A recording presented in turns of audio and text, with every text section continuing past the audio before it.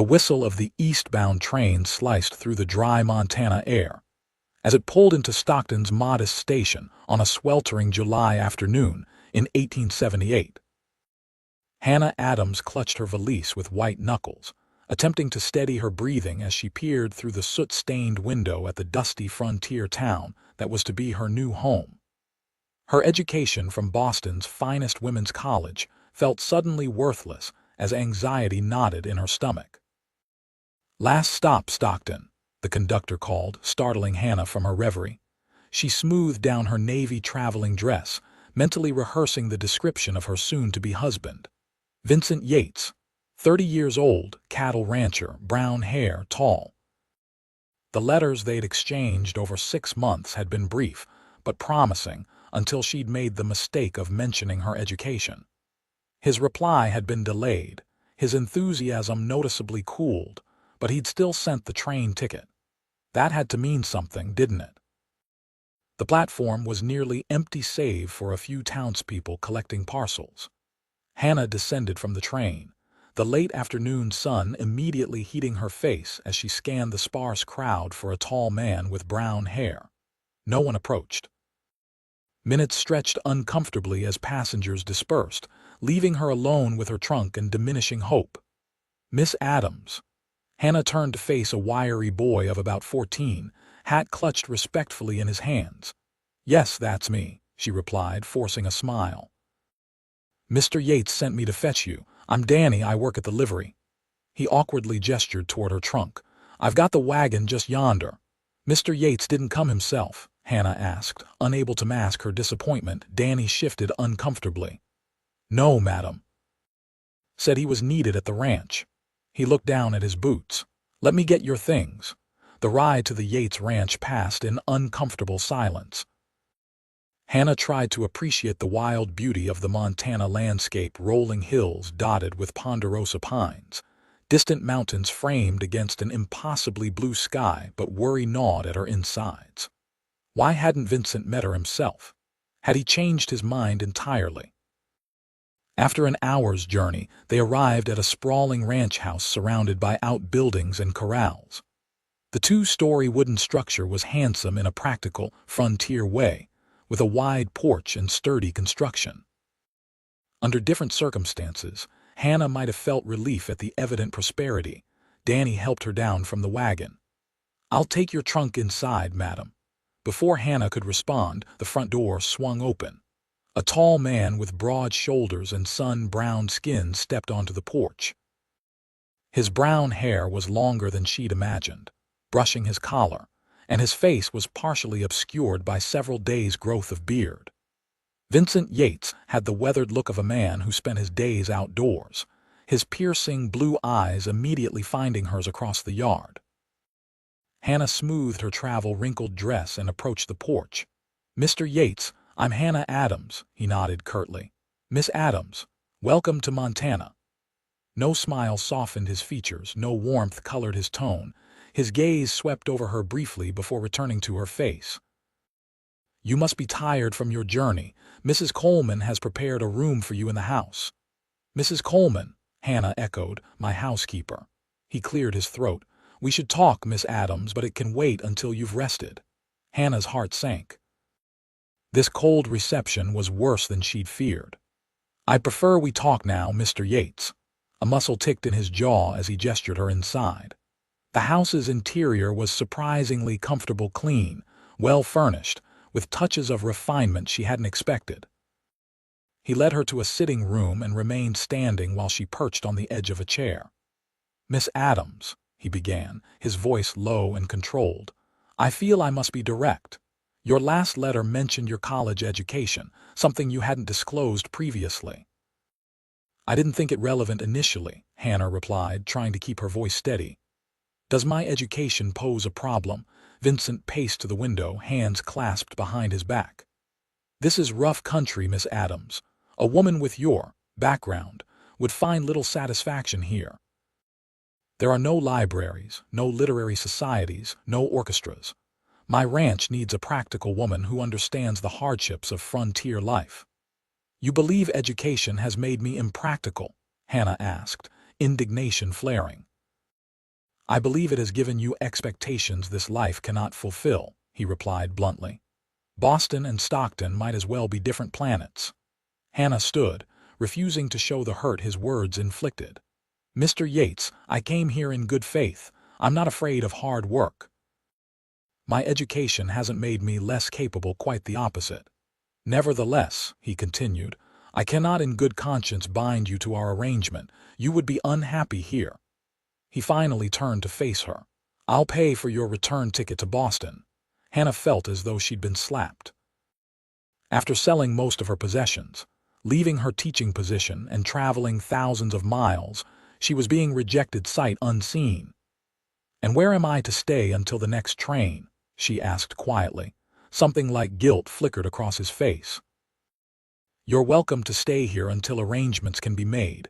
Mrs. Coleman will see to your needs. That's very generous, Hannah said, unable to keep the bitterness from her voice. But I wonder if I might ask one thing more. Vincent raised an eyebrow. What's that? A chance to prove myself. Give me 1 month. If at the end of it you still wish me to leave, I'll go without protest. He studied her with those penetrating blue eyes. What do you propose to do in this month? Hannah lifted her chin. Whatever work needs doing. I'm a quick learner, Mr. Yates. There's little work suitable for a lady of your standing, he said dismissively. Then perhaps there's something I could teach you, Hannah replied, an idea forming rapidly. You have ledgers for your ranch, correspondence with buyers. In your letters, you mentioned wanting to expand your operations. A flicker of interest crossed his face. What are you suggesting? I could teach you better accounting methods, help with your business correspondence. In return, you teach me about ranch life. At the end of the month, we reassess. Vincent's jaw worked as he considered her proposal. Hannah held her breath, knowing her future hung on his next words. 1 month, he finally said. But don't expect special treatment, Miss Adams. And when the month is done, my decision is final. Agreed, Hannah replied, extending her hand. After a moment's hesitation, Vincent took it. His palm was calloused, his grip firm but not crushing. The brief contact sent an unexpected warmth through Hannah's arm. Mrs. Coleman will show you to your room, he said, releasing her hand and stepping back. Dinner is at 6. As he strode from the room, Hannah sank back into her chair, relief and apprehension battling within her. She had 1 month to convince this stubborn cowboy that an educated woman could thrive on the frontier, and perhaps discover if the man behind those guarded blue eyes was the same one whose letters had once given her hope. The first week at the Yates Ranch proved more challenging than Hannah had anticipated. Her days began before dawn and ended well after sunset, filled with unfamiliar tasks that left her muscles aching and her hands blistered. Mrs. Coleman, a stout widow in her 50s, became her reluctant guide to frontier housekeeping. City girls, the housekeeper muttered on Hannah's second morning, watching her struggle with a heavy cast iron cookstove. All book learning and no practical sense. Hannah bit back a retort. I'm willing to learn, Mrs. Coleman. Perhaps you could show me rather than criticize. The older woman's eyebrows rose, but something like respect flickered in her eyes. Spirited, aren't you? Very well then, under Mrs. Coleman's exacting tutelage, Hannah learned to manage the temperamental stove, churn butter, preserve vegetables from the kitchen garden, and make soap from lye and tallow, all skills her Boston education had neglected to cover. Vincent remained distant, leaving early each morning to work with his cattle and returning late for supper. Their agreed-upon lessons hadn't materialized, and Hannah began to suspect he was deliberately avoiding her. The few times they did interact, his responses were clipped, his manner formal. On her 7th day at the ranch, Hannah decided enough was enough. She rose even earlier than usual, prepared coffee and a simple breakfast, and was waiting in the kitchen when Vincent came down. He stopped short in the doorway, clearly surprised to see her. Miss Adams, you're up early. Mr. Yates, she acknowledged, pouring him a cup of coffee. I believe we had an agreement. A week has passed and we've yet to begin. He accepted the coffee with a wary nod. I've been busy with the herd. I understand, Hannah said, keeping her voice even, but our arrangement was mutual. I've been learning household management from Mrs. Coleman. When do I begin helping with your accounts? Vincent studied her over the rim of his cup. Today, if you're so eager. My office is in the west corner of the house. Come by after breakfast. I'll be there, Hannah replied, trying not to show her triumph. Vincent's office was surprisingly orderly, with a large oak desk, bookshelves, and a window overlooking the corral. Hannah found him sorting through a stack of papers, his forehead creased in concentration. These are the cattle sale records from the last 3 months, he said without preamble, gesturing to the papers. I keep losing track of which buyers have paid and which still owe. Hannah examined his ledger, a simple book with dates, names, and figures jotted down in a cramped, utilitarian hand. I see the problem. You're not using a proper double entry system. A what? His brow furrowed. A method to track both debits and credits, Hannah explained, pulling up a chair. May I? He nodded, watching as she took up a pencil and began creating a new format on blank paper. Hannah felt his gaze on her hands as she worked, surprisingly conscious of his proximity. This column shows what's owed to you, this one what's been paid, and this tracks your expenses against profits, she explained. It's a system used by businesses in the East to keep accounts clear. Vincent leaned closer to see, bringing with him the scent of soap and sun-warmed skin. That's actually quite sensible. Harvard Business School thinks so, Hannah replied with a small smile. Would you like me to transfer your existing records to this format? He studied her for a moment. You know how to do that. I taught basic accounting to young women in Boston, Hannah said. Before I decided to answer your advertisement, something shifted in Vincent's expression, surprise perhaps, or reassessment. Go ahead, show me what you can do. For the next 2 hours, Hannah organized his chaotic records, explaining each step of the process. Vincent proved to be a quick study, asking intelligent questions that revealed a sharp mind behind his taciturn exterior. This shows you're owed over $300 by Harrington's Meat Company in Helena, Hannah pointed out, tapping the newly organized ledger. Vincent frowned. I thought that account was settled months ago. According to your records, they've paid only half the agreed amount. He sat back, a reluctant admiration in his eyes. That's helpful information, Miss Adams. I'm glad to be of service, Hannah replied, unable to suppress a note of satisfaction. Perhaps tomorrow we could draft a polite letter requesting payment. Perhaps, he agreed, then checked his pocket watch. I need to get back to the herd. Thank you for this. He gestured at the organized ledger. As he stood to leave, Hannah gathered her courage. Mr. Yates, I believe our agreement included mutual education. When might I learn more about the ranch itself? He paused at the door, studying her with those penetrating blue eyes. You want to learn about cattle ranching? I want to understand the business in its entirety, Hannah replied. How can I properly organize your accounts if I don't understand where the figures come from? A hint of a smile, the first she'd seen, tugged at the corner of his mouth. Fair point. Sunday afternoon I'll be checking the north pasture. If you can ride, you're welcome to join me. I'll be ready, Hannah promised, ignoring the fact that she hadn't been on a horse since childhood. When Sunday arrived, Hannah faced her second challenge, convincing Mrs. Coleman to help her find suitable riding attire. You want to do what? The housekeeper exclaimed, hands on her ample hips. Ride out to the north pasture with Mr. Yates, Hannah repeated. He's agreed to show me the ranch operations. Mrs. Coleman looked skeptical. In that, she gestured to Hannah's modest day dress. I was hoping you might have suggestions, Hannah admitted. To her surprise, the older woman's face softened. Wait here. She returned with a pair of men's trousers, a flannel shirt, and a wide-brimmed hat. These belonged to my son before he moved to California. They might be close enough to your size. Hannah stared at the trousers in shock. Mrs. Coleman, I couldn't possibly. You can and you will, unless you fancy getting your skirts caught in a stirrup and being dragged to your death, the housekeeper said practically.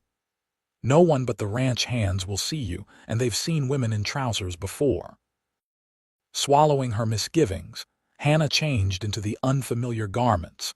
The trousers felt scandalously revealing after years of layers of petticoats, but she had to admit they were practical.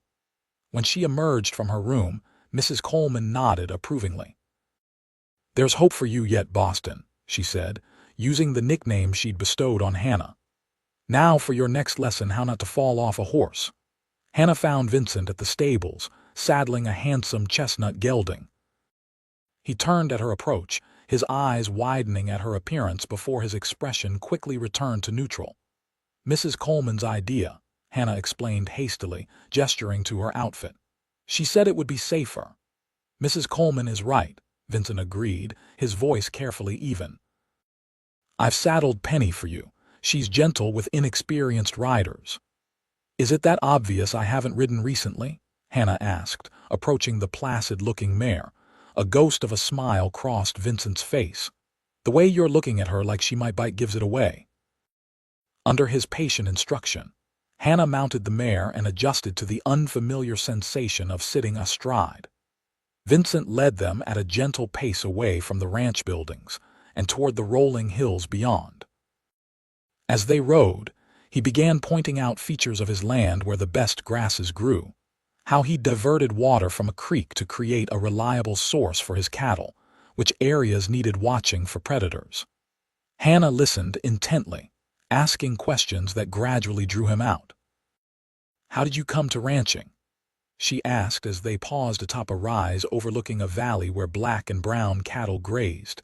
Vincent was quiet so long she thought he might not answer. "My father moved us west when I was 14, looking for opportunity after the war left Virginia in ruins. He died of pneumonia our first winter here. I worked other men's ranches until I saved enough to buy my own land." "I'm sorry about your father," Hannah said softly. "You've built something impressive here." He glanced at her, as if gauging her sincerity, then nodded. "It's not finished yet. I aim to have the largest breeding operation in the county within 5 years." "An ambitious goal," Hannah observed. "Is that why you advertised for a wife, to help with your expansion plans?" Vincent's jaw tightened. "Partly. A ranch needs a woman's touch to become a home, and," he hesitated, "children to pass it on to."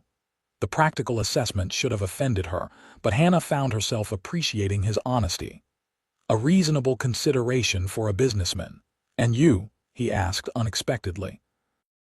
"Why did a college-educated woman from Boston agree to marry a stranger in Montana territory?" Hannah looked out over the landscape, considering her answer. "My parents died in a fire when I was 18. I put myself through college teaching younger girls, but Boston held nothing for me anymore. The prospect of building something new appealed to me." Vincent studied her profile. "I'm sorry about your parents." "Thank you," she said simply. They rode in companionable silence for a while, eventually reaching a stream where Vincent suggested they rest the horses. He helped Hannah dismount, his hands firm around her waist, lingering perhaps a moment longer than necessary.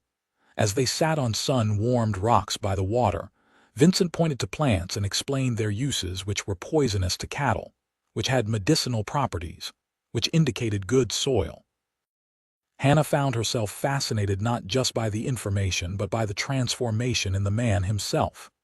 In his element, passion animated his features and warmed his voice. "You know a great deal about botany," she observed. He shrugged, suddenly self-conscious. "Just practical knowledge." "Nothing like college learning." "Knowledge is knowledge," Hannah replied, "whether it comes from books or experience." Vincent studied her with renewed interest. "You actually believe that, of course. Why wouldn't I?" "Most educated folks I've met look down on practical skills," he said, skimming a stone across the water. "They think book learning is the only kind that matters." "Then they're fools," Hannah said firmly. "Different kinds of knowledge serve different purposes. Your understanding of this land would be useless in a Boston drawing room, but my knowledge of literature is equally useless out here." Vincent's lips quirked. "Not entirely useless. Gets mighty quiet during winter blizzards. A good book helps pass the time." Hannah blinked in surprise. "You enjoy reading?" He looked almost embarrassed. "When I can. Don't have much beyond some agricultural journals and a few dog-eared novels." "I brought books with me," Hannah offered. "You're welcome to borrow them." Something warm flickered in his eyes. "I'd like that." The sun was beginning to lower in the sky when Vincent reluctantly suggested they head back. The return journey was punctuated by comfortable conversation, with Vincent pointing out landmarks and sharing stories of his early days on the ranch. As they approached the homestead, Hannah felt a curious reluctance for the day to end. Something had shifted between them, a tentative bridge spanning the gulf of their differences. "Thank you for today," she said as they reached the stables. "I've learned a great deal." Vincent dismounted and came to help her down. This time, as his hands encircled her waist, their eyes met and held. For a breathless moment, Hannah thought he might say something more, but he simply nodded and stepped back. "You're a quick study, Miss Adams," he said, his voice slightly rougher than usual. "Perhaps Mrs. Coleman was right about you." "What did she say?" Hannah asked curiously. A hint of a smile touched his lips. "That there might be hope for you yet, Boston." As the days passed, a routine developed that brought Hannah and Vincent into regular contact. Mornings were spent helping Mrs.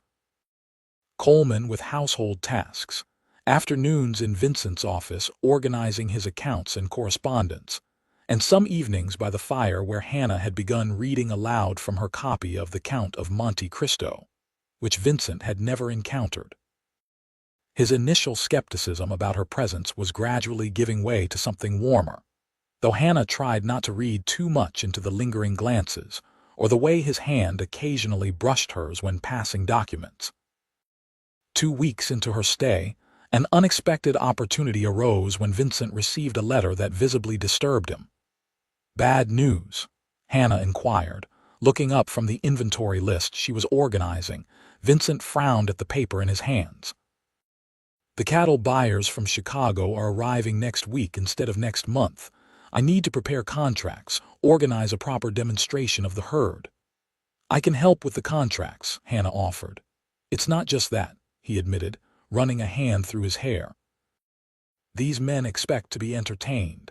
In the past, I've taken them to the saloon in Stockton, but that hardly seems appropriate for serious business negotiations," Hannah finished. "Why not host them here? Mrs. Coleman and I could prepare a proper dinner." Vincent looked uncertain. "These are sophisticated businessmen from a big city. They're used to a certain level of refinement, which I can provide," Hannah said confidently. "I've attended and organized countless formal dinners in Boston. Let me handle this." After a moment's consideration, Vincent nodded. "All right. But I'll need to ride into town for supplies." "I'll come with you," Hannah said promptly. "I haven't seen Stockton properly yet." The next day found them in the wagon heading toward town. Hannah had resumed wearing her proper dresses for the occasion and couldn't help but notice how Vincent's gaze occasionally drifted to her profile. "You look," he began, then seemed to think better of it. "Yes," Hannah prompted. "Different," he finished lamely. "From your riding clothes, I mean." Hannah smiled. "I should hope so." Stockton proved to be larger than Hannah had initially thought, a bustling frontier town with a main street lined with businesses, from the expected saloons and general store to more surprising establishments like a milliner's shop and a small bookstore. Vincent helped her down from the wagon, his hand warm against hers. "We need to visit the general store first for supplies. Then I thought you might want to see the bookstore. It's small, but—" "You have a bookstore?" Hannah interrupted, eyes bright with excitement. The corner of Vincent's mouth lifted. "Told you Stockton wasn't completely uncivilized." As they walked down the boardwalk, Hannah was acutely aware of curious glances from townspeople. A few men nodded respectfully to Vincent, their eyes lingering questioningly on Hannah. "Word travels fast in small towns," Vincent explained quietly. "Everyone knows I sent for a bride. And now they're wondering why I'm still here but not wearing a wedding ring," Hannah deduced. Vincent's expression tightened. "Does it bother you?" "Gossip is the same everywhere," Hannah replied philosophically. "Boston drawing rooms or Montana streets." Their first stop was Henderson's General Store, where Vincent introduced Hannah to the proprietor, a jovial man with enormous mustaches. "Miss Adams. The whole town's been curious about you," Mr. Henderson said, pumping her hand enthusiastically. Mrs. Henderson will be delighted to meet another educated lady. She runs the literary society, all 3 members. Hannah smiled warmly. I'd be honored to meet her. While Vincent discussed orders with Mr. Henderson, Hannah explored the store's offerings, making notes about items they'd need for the upcoming dinner. She was examining candle options when she became aware of voices from the next aisle. Awfully high and mighty for a mail-order bride who got rejected, a woman's voice said, pitched low but clearly audible. I heard he took one look at her fancy Boston ways and changed his mind, another replied, keeping her on as some kind of servant instead. If she's smart, as they say, she'll set her sights elsewhere. Yates always was a stubborn fool, thinking books and breeding cattle don't mix. Hannah froze, heat rushing to her face. The women continued their speculation, unaware of her presence just feet away. Miss Adams. Vincent's voice broke through her mortification as he appeared at the end of the aisle. His expression changed immediately as he took in her flushed face. What happened? Nothing, Hannah said quickly, not wanting him to know she'd been the subject of gossip. Just a bit warm in here.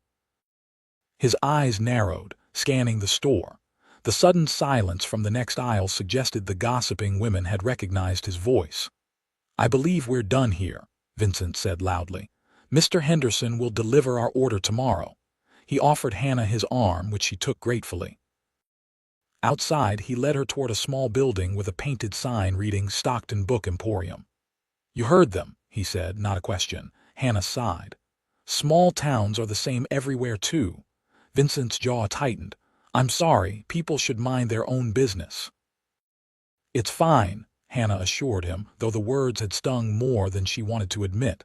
They're just curious. He stopped walking, turning to face her. It's not fine, and it's my fault for not being clear about your position. My position? Hannah echoed, suddenly uncertain. Vincent looked uncomfortable. I mean our arrangement, the month's trial. Ah, Hannah said, trying to ignore the twinge of disappointment. Of course. The moment was broken by the appearance of a slender woman in her 30s emerging from the bookstore. Vincent Yates.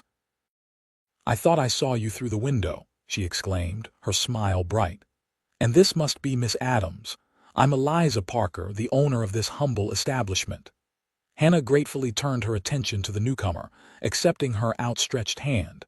It's a pleasure to meet you, Mrs. Parker. I was so surprised to find a bookstore in Stockton. Oh, please call me Eliza, the woman insisted. And you must come in. I just received a shipment from San Francisco last week. The bookstore was indeed small but well organized, with shelves lining every available wall. The scent of paper and leather bindings made Hannah feel instantly at home. Mr. Henderson mentioned a literary society. Hannah inquired as she browsed the shelves. Eliza laughed. A grand name for 3 women who enjoy discussing books over tea. We'd love to have you join us. Vincent, who had been examining a shelf of agricultural texts, looked up with an unreadable expression. That's very kind, Hannah said, but I'm not certain how long I'll be staying in Stockton. A flash of what might have been disappointment crossed Vincent's face before he returned to his book. The rest of their visit passed pleasantly, with Hannah selecting several volumes she thought might interest Vincent, including a collection of Mark Twain's writings and a practical manual on crop rotation. As they prepared to leave town, Vincent surprised her by stopping at the small restaurant on the main street. I thought you might enjoy a meal you didn't have to help prepare, he explained, looking almost shy. The restaurant was simple but clean, with checkered tablecloths and windows overlooking the street. As they ate, Vincent gradually relaxed, telling Hannah stories about Stockton's early days and the characters who populated it. The town's changed a lot in 10 years, he reflected, watching people pass by the window. When I first arrived, it was little more than a trading post. Now there's talk of the railroad coming through. You welcome the changes? Hannah asked. Vincent considered this. Some.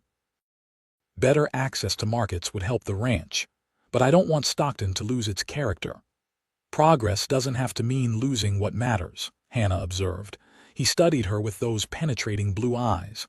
Is that why you came west, looking for progress while keeping what matters? The question struck Hannah as unexpectedly perceptive. Perhaps. Boston had become a place of memories rather than possibilities. I wanted to build something new without forgetting what shaped me. Vincent nodded slowly. I understand that better than you might think. Their eyes held across the table, and Hannah felt a flutter in her chest that had nothing to do with the excellent apple pie they were sharing for dessert. There was a depth to Vincent Yates that she was only beginning to fathom, layers hidden beneath his reserved exterior. The ride back to the ranch was quiet, both of them lost in thought. As they approached the homestead in the gathering dusk, Hannah found herself reluctant for the day to end. "Thank you for taking me to town," she said as Vincent helped her down from the wagon. "I enjoyed seeing where you built your life." His hands lingered at her waist. "Thank you for coming. It was nice to see Stockton through fresh eyes." For a moment, Hannah thought he might say more, might finally breach the careful distance he maintained. Instead, he stepped back and cleared his throat. "We should prepare for those buyers," he said, his tone shifting to business. "They'll be here in 4 days." Hannah nodded, hiding her disappointment. "I'll speak with Mrs. Coleman tomorrow about the menu." As she watched him lead the horses toward the barn, Hannah acknowledged the truth she'd been avoiding. She was developing feelings for Vincent Yates, feelings that complicated their pragmatic arrangement considerably. And in less than 2 weeks, the month's trial would end, forcing a decision neither of them might be ready to make. The next few days passed in a flurry of preparations. Hannah threw herself into organizing a dinner that would impress the Chicago businessmen, working with Mrs. Coleman to plan a menu that showcased local ingredients while meeting Eastern expectations. "These city men expect to be served beans and hardtack," Mrs. Coleman snorted as she and Hannah planned the meal. "We'll show them Montana hospitality is more than that." Hannah smiled at the "we," a sign of how far she and the housekeeper had come. "I was thinking roast venison if Vincent can procure some, with those wild mushrooms you showed me, and perhaps a berry cobbler for dessert." "Ambitious," Mrs. Coleman nodded approvingly, "but doable." The dining room needs attention, though hasn't been used for a proper dinner since Vincent's father was alive. Together, they tackled the formal dining room, unearthing a set of surprisingly fine china and silver that had been packed away for years. Hannah polished each piece while Mrs. Coleman shared stories of the elder Mr. Yates. He had grand visions for this place, the housekeeper recalled. Wanted it to be the social center of the county. After he passed, Vincent focused on making the ranch profitable, never much cared for entertaining. "He seems more practical than his father," Hannah observed, carefully wiping tarnish from a silver fork. "Different, not better or worse," Mrs. Coleman corrected. "The father had vision, the son has determination. Takes both to build something lasting." Hannah considered this wisdom as she worked, wondering how much of Vincent's reserve stemmed from the burden of fulfilling his father's dreams while forging his own path. Vincent himself was increasingly absent as the buyer's visit approached, rising before dawn and returning after sunset, his focus entirely on presenting his herd in the best possible light. The evening reading sessions had been temporarily abandoned, and Hannah found herself missing their quiet companionship. The morning of the businessmen's arrival dawned clear and mild. Hannah had just finished arranging wildflowers in the center of the dining table when she heard the sound of approaching horses. She smoothed her best dress, a deep green silk she'd brought from Boston, and went to join Vincent on the porch. He was waiting nervously, dressed in what was clearly his finest clothing, a well-cut black suit that transformed him from rugged rancher to distinguished businessman. The sight of him so formally attired made Hannah's breath catch. "You look," she began. "Uncomfortable," Vincent finished with a wry smile. "But presentable." "Very," Hannah assured him, adjusting his slightly crooked tie. The simple gesture felt unexpectedly intimate, and Vincent's eyes darkened as he looked down at her. The moment was broken by the arrival of 3 well-dressed men on horseback, led by a 4th man Hannah recognized as the local banker from their visit to Stockton. "Showtime," Vincent murmured, straightening his shoulders. The introductions passed in a blur. Mr. Brooks, the senior buyer, Mr. Calloway, his associate, and Mr. Donnelly, their secretary. The banker, Mr. Peterson, hovered at the edges, clearly hoping to facilitate a deal that would benefit the town's economy. Miss Adams is my. Vincent hesitated fractionally. Associate. She manages the ranch's accounts and correspondence. Hannah noted the curious glances exchanged by the visitors, but maintained a professional smile as she welcomed them inside. The afternoon was devoted to business. The men rode out to inspect the cattle, while Hannah finalized dinner preparations with Mrs. Coleman. By the time they returned, the dining room was transformed, table gleaming with polished silver, candles lit, and the aroma of roasting venison filling the air. "Gentlemen, dinner is served," Hannah announced, gesturing toward the dining room. The Chicago men's surprise at the elegant setting was evident in their raised eyebrows and appreciative murmurs. Vincent caught Hannah's eye across the room, a mix of gratitude and admiration in his gaze that warmed her more than the businessmen's approval. Dinner proved to be a success, beyond Hannah's hopes. The food was excellent, the conversation flowing easily as she deftly navigated topics from Chicago society to Western expansion. Vincent, initially quiet, gradually joined the discussion when it turned to breeding techniques and market projections. "Your operation is impressive, Yates," Brooks said as they enjoyed Mrs. Coleman's berry cobbler. "More sophisticated than we expected to find out here." "Thank you," Vincent replied. "I've been implementing new methods." "And your associate," Brooks continued, glancing at Hannah, "brings an unexpected refinement to the proceedings. A fortunate arrangement." Hannah felt Vincent tense beside her. "Miss Adams has been invaluable to the ranch's development," he said, his voice carefully neutral. "Indeed," Brooks smiled thinly. "Well, I believe we've seen enough to make a decision. We're prepared to contract for 100 head now, with an option for 200 more in the spring at the price we discussed." Vincent's eyes widened slightly. It was, Hannah knew, a larger order than he'd anticipated. "That's acceptable," he said, his composure admirable. "Miss Adams can draw up the contracts tomorrow morning." "Excellent," Brooks nodded. A toast, then, to successful partnerships. As glasses were raised, Hannah felt Vincent's hand find hers beneath the table, giving it a gentle squeeze. The gesture was small but significant acknowledgement that they had accomplished this together. After dinner, the men retired to the porch with cigars while Hannah supervised the clearing of the table. When she joined them later, she found Vincent and Brooks deep in conversation about expanding markets, while the others listened attentively. "Miss Adams," Brooks said as she approached, "I was just telling Yates that with proper management, his operation could become one of the largest suppliers to the Chicago market." "Mr. Yates has the vision and capacity for such expansion," Hannah agreed. "His breeding program is particularly forward-thinking." Brooks studied her with newfound interest. "You understand the cattle business, then?" "I understand business principles," Hannah replied. "The specifics of cattle ranching I'm still learning, but the fundamentals of sound investment and strategic growth apply everywhere." "Interesting perspective," Brooks nodded. "Few women concern themselves with such matters." "Few women are given the opportunity," Hannah countered pleasantly. "But when they are, the results can be remarkable." Vincent was watching her with an expression Hannah couldn't quite decipher, pride, perhaps, mixed with something deeper that made her heart beat faster. The evening concluded with handshakes and promises of contracts to be signed in the morning.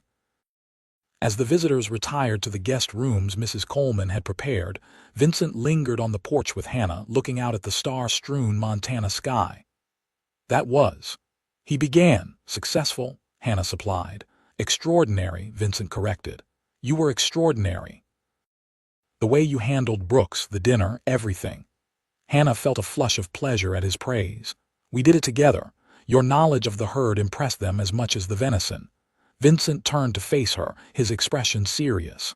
"I owe you an apology, Hannah."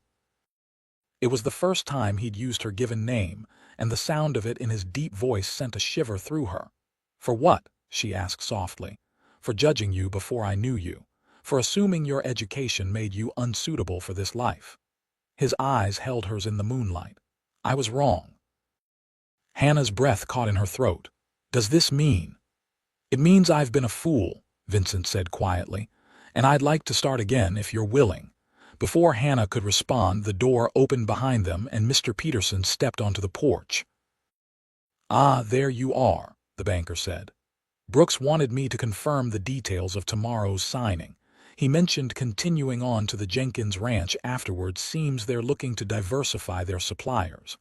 The spell broken, Vincent stepped back and nodded. "Of course. Let's discuss the particulars inside." He cast an apologetic glance at Hannah before following Peterson inside, leaving her alone with her racing thoughts and the vast Montana night. Morning brought a flurry of activity as Hannah prepared the contracts while Vincent and Mrs. Coleman served breakfast to their guests. The dining room hummed with conversation as the businessmen discussed their itinerary, and Peterson offered suggestions for their journey to the Jenkins Ranch. Hannah was just finishing the final document when Vincent appeared in the doorway of his office. "Everything ready," she nodded, gathering the papers.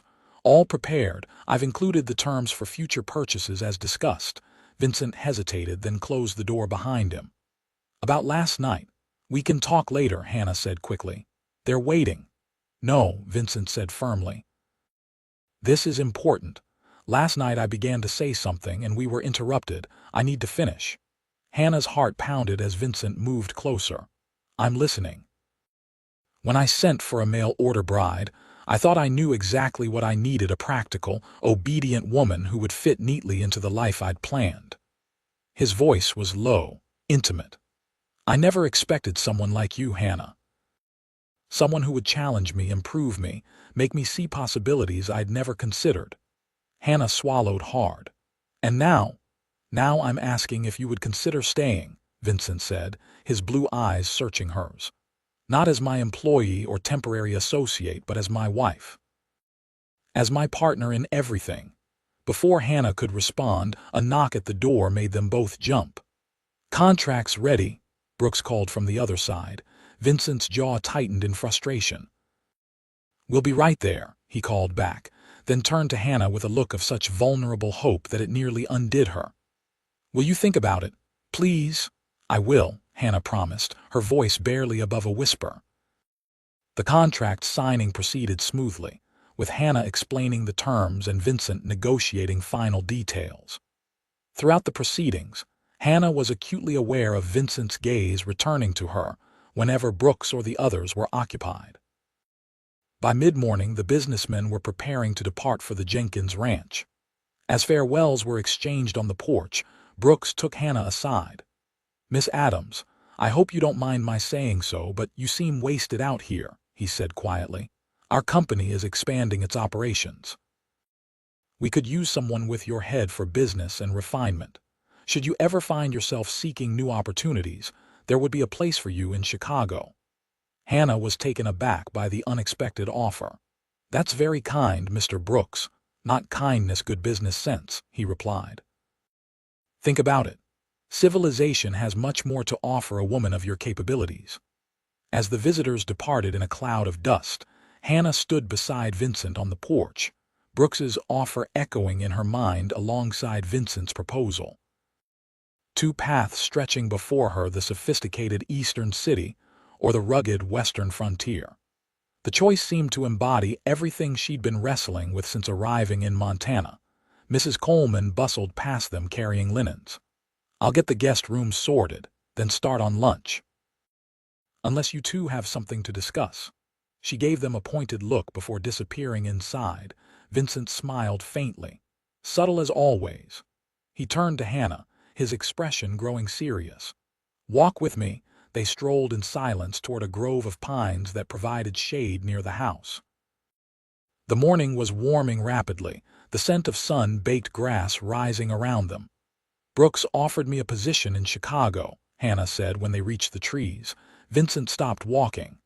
"I see." He said civilization has more to offer a woman like me, she continued, watching his face carefully. A muscle ticked in Vincent's jaw. Does it? Hannah considered the question seriously. 6 weeks ago, I would have said yes without hesitation. Now I'm not so certain. What's changed? Vincent asked quietly. I've changed, Hannah admitted. Or perhaps I've simply discovered parts of myself I didn't know existed. I came west believing I was making a sacrifice, trading refinement for security. I never expected to find fulfillment here. Hope flickered in Vincent's eyes. And have you found fulfillment? Hannah took a deep breath. I found possibility, I found purpose, and I found a man who was willing to learn from me even when it challenged everything he thought he wanted. Vincent moved closer, his voice low and urgent. I meant what I said earlier, Hannah. I want you to stay, not as the wife I thought I needed, but as the partner I never knew to hope for. Are you certain? Hannah asked, needing to be sure. You rejected me because of my education. What's changed? Everything, Vincent said simply. I rejected a stranger whose education I feared would make her unhappy here. Now I know a woman whose mind enriches everything she touches, including me. He took her hand, his thumb tracing patterns on her palm. I was afraid you wouldn't fit into my world. I never considered that together, we might create something better than either of us could alone. Hannah's heart swelled at his words. I wasn't entirely honest when I arrived, she confessed. I told you I came west for a new beginning, but I didn't tell you how desperate I was for belonging. My education set me apart in Boston, too unconventional for proper society, too privileged to truly understand struggle. I've never quite fit anywhere. Until now, Vincent asked softly. Until you, Hannah corrected, reaching up to touch his face. You've given me space to be both the woman Boston made me and the woman Montana is shaping me into. Vincent's hands came to rest at her waist, drawing her closer. Is that a yes, Hannah Adams? Will you stay and build this life with me? Yes, Hannah whispered, but on one condition. Vincent's eyebrow rose. Name it. That you never stop letting me teach you, she said with a smile, and that you never stop teaching me. Those are 2 conditions, Vincent pointed out, his eyes crinkling. I'm already improving your arithmetic, Hannah laughed. Vincent's response was to draw her fully into his arms, his lips finding hers in a kiss that promised far more than words could express. Hannah melted against him, her arms twining around his neck as the Montana sun warmed their shoulders and the scent of pine surrounded them. When they finally broke apart, Vincent rested his forehead against hers. I should warn you, Mrs. Coleman will be insufferably smug about this. Hannah laughed breathlessly. She's earned it, I think. There's something else, Vincent said, suddenly serious. If we do this, if we marry, I don't want it to be the arrangement I originally advertised for. I want a true partnership. Your name alongside mine on the ranch records. Your ideas valued equally. Decisions made together.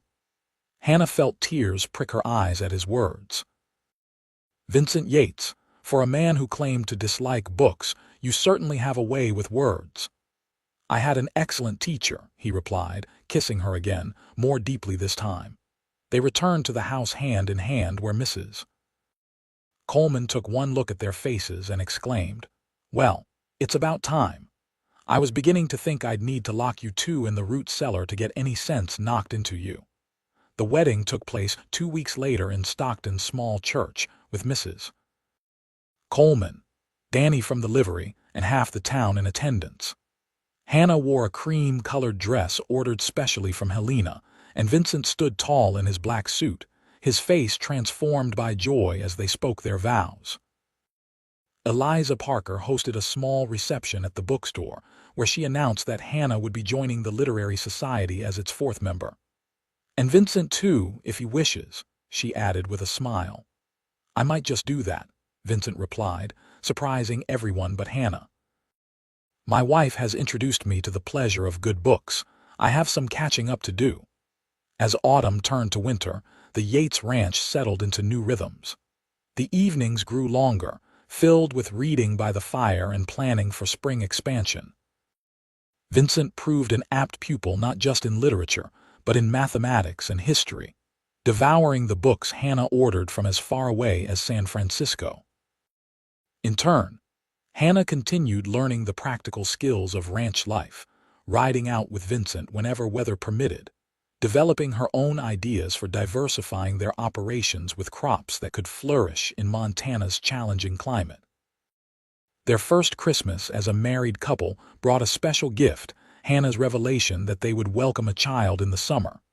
Vincent's eyes had filled with tears as he placed a gentle hand on her still flat stomach. "Our child will have the best of both worlds," he promised. Practical knowledge and book learning, like their parents. "A true partnership," Hannah agreed, covering his hand with hers.